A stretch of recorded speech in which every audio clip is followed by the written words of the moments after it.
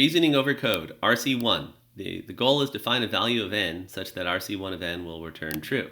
We'll start by copying the code and pasting it here. And now let's start doing some reasoning. Okay, so we know that n has to be an integer. We know it has to be an integer no greater than 100. That's what the first line tells us, because otherwise we'll return false, and we have to return true. Then, let's see, we have a total, and as long as n is positive, we're going to do something with n mod 10. We know what n mod 10 is. N mod 10 is the ones digit of n. And in fact, we've seen this pattern because we're dividing n by 10. So we're moving n over by the ones digit, and we're using the ones digit. And what are we doing with the ones digit? Well, we're moving it into our total. What's interesting is this line total equals total, 10 times total plus n mod 10. Let's actually look at this for a minute, okay? So if I have total equals, say, 5, all right? And let's say that my new d is, say, 7, and that's like n mod 10. What is 10 times total plus d?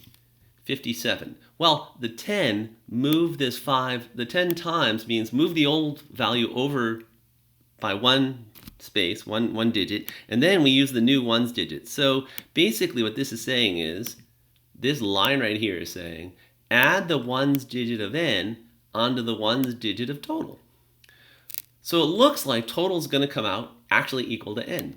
If that were true, you'd think since we want a total of 42, you'd simply print rc1 of 42 and we'd be done. It's not going to work.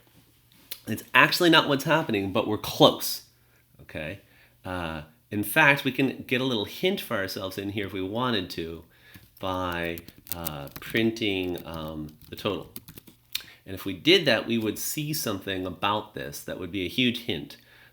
Since you can't do that on a quiz, I'd rather us figure it out without that hint and then verify with the hint. So here's the thing.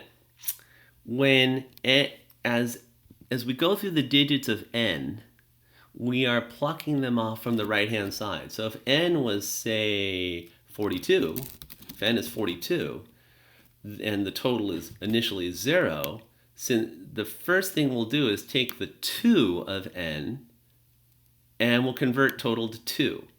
So one time through this loop, total is 2, and now we'll make n, of course, just 4, because we've used the 2. On the second pass, we'll add the 4 into total, moving the 2 over, so total becomes 24.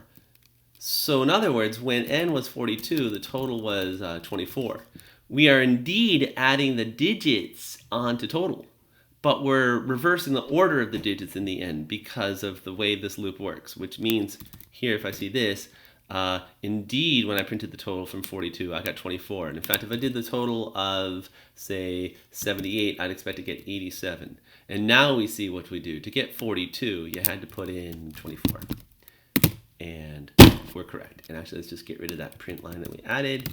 And the answer is n equals 24 because this loop is basically reversing the digits in the number n.